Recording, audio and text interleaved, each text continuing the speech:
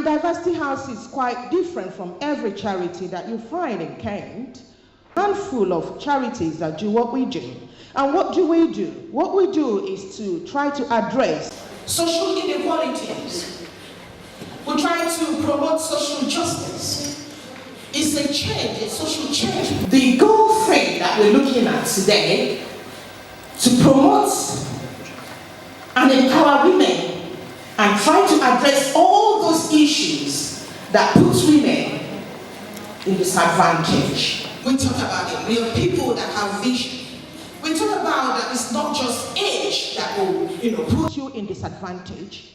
It's not just disability that will make you to be at the edge of your community. It's not about gender alone. It's not about being tall or short or little or big. It's all the underlying factors, like everything you can think of. It could be disability, it could be age, it could be lack of education, it could be because you don't have accommodation. It could be because you don't have friends to support network. So it could be anything. And so we thought we need to really fill this gap and find a place where people can come, regardless of what they are, regardless of their background, their ethnic background. Because people shout so much about ethnicity and race, but there are other things that are so paramount that could, put you at the edge of your community. And so Diversity House was formed. Women in SWEW, just like their counterparts in other parts of the world, bear most of the brunt of deprivation. Locally, this has been caused mainly by the decline of traditional local employers, such as the paper mill, cement works, and assembly-type jobs.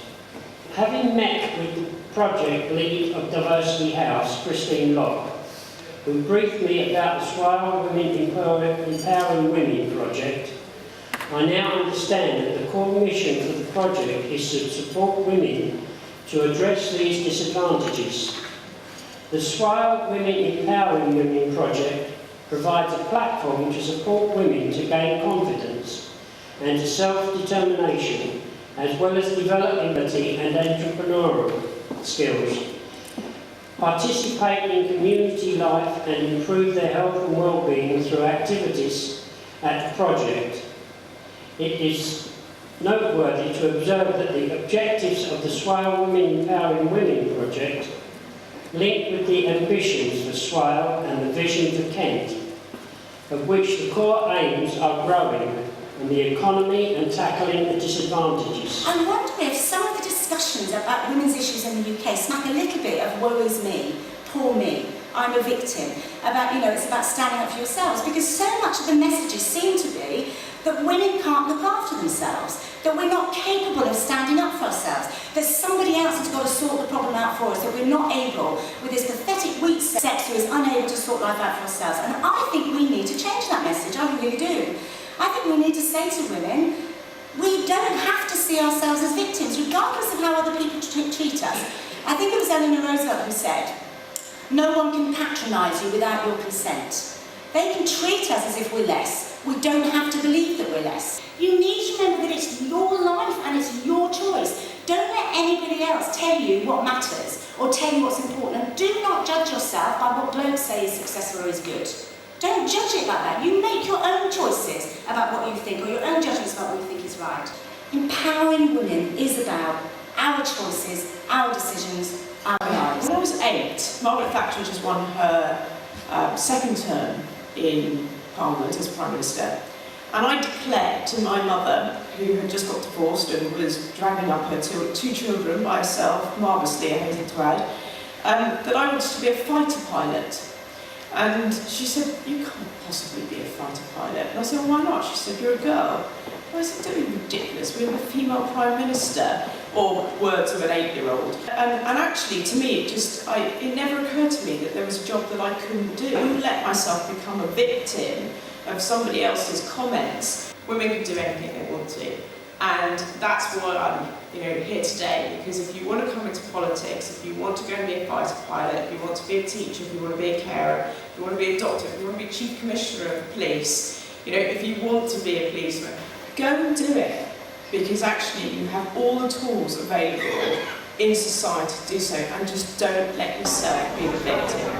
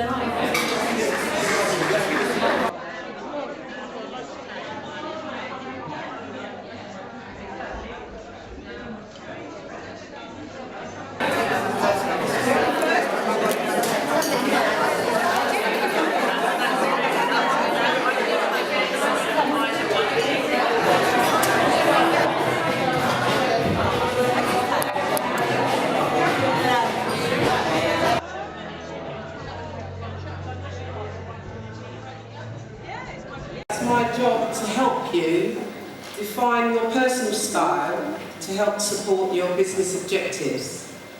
We all sum people up in the first few seconds that we meet them.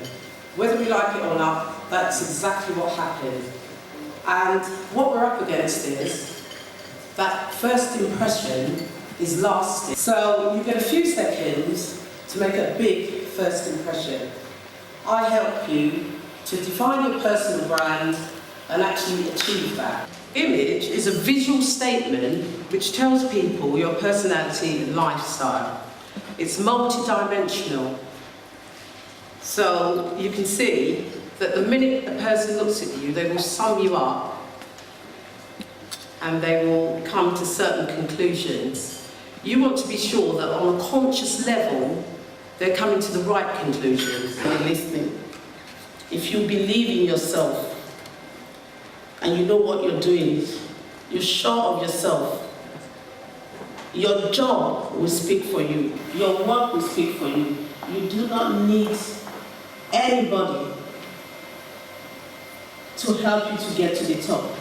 This conference is all about empowering women, supporting each other and helping others to believe in themselves and their abilities. Well, if I may suggest, I think that just by being here, every single one of us is empowered. We're all really rather good at it, even if there's still a bit of a man's world out there. But I know that we have one life, and whatever your background, whatever your gender or ethnicity, you must believe in yourself. Even without good exam marks and a university degree, I am proof that you can be anything you want to be, you can do anything you want to do, and we mustn't ever let anyone tell us anything different. Muhammad Ali once said, "Champions aren't made in gyms, champions are made from something deep inside them. A desire, a dream, a vision. They have to have last-minute stamina. They have to be a little faster. They have to have the skill and the will. But the will must always be stronger than the skill." Recognize some wonderful women who've been working with us in this project. Without these women, I don't think this project will be in existence. So I think it's right that we should mention them and say thank you and encourage them to be champions of women empowering women. We hadn't been home for about 20 years. We went back on a holiday, and while we were on holiday, we went to a brewery up in the hills, and we saw some craft being made, and we thought, well, hang on a minute, they're making all this craft, but nobody's buying anything. Where are their customers? Basically, it was off-season actually, so, but we thought, well, we've got a big shed on site, let's see if we can convert the shed into a craft centre. Eventually got it through the planning system. It took a long time because they're a bit confused about having African craft in the middle of the rural area in SWEW, but we got there eventually. And as Christine says, now we employ carvers and potters. We set up a pottery over there, and we bring over, we import our pots and our craft to sell at our garden centre. I've got a fine art background, so painting was therapy to me. And before I knew it, I was painting away, and I discovered this amazing paint, this chalk paint. I couldn't believe the claims. So I did some research, and I found this wonderful company, Untitled Chapter, that happened to be in Kent. And got hold of some of their paint, and I've painted with anything and everything over the years, doing my art training. And I can honestly say it's the best paint I ever laid my hands on. Yeah, so before I knew it, my friend had opened a cafe in Canterbury, had some space in Canterbury above his cafe. I put my furniture there. I suddenly became a stockist for this wonderful paint. And I've had some wonderful support from Diversity House and Christine. I found friendship and information and guidance and just a place to kind of put myself. It's been really encouraging, and I don't think I'd be here today and still going if I hadn't found Christine and Diversity House. Unity-minded, heart for people, and that's what I found with this project, and that's what I found in Christine, that's what I found in the support of the people I've met. I am one of those people that wasn't meant to be in a permanent job. If I was, I would be, but I'm not. Not because I haven't tried, but because my employers are usually more miserable than I am, because I usually want to do everything apart from what I'm employed to do. So somewhere along the line there had to be a compromise, and business was my compromise. So thank you very, very much, Christine. Thank you, Mary, and thanks to all of you. This is my first ever award, and I can tell you, I feel as if I'm in the middle of Buckingham Palace. Chris is obviously not very well today. I know she's proud to support Diversity House in all their projects that they've managed to get involved in over the last few years.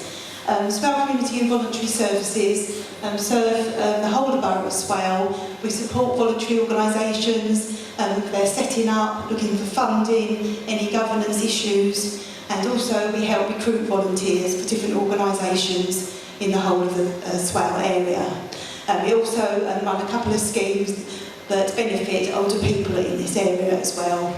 I'd like to say myself, I'm always in awe of Christine's determination and enthusiasm for any of her projects she gets involved in, and she always has my support.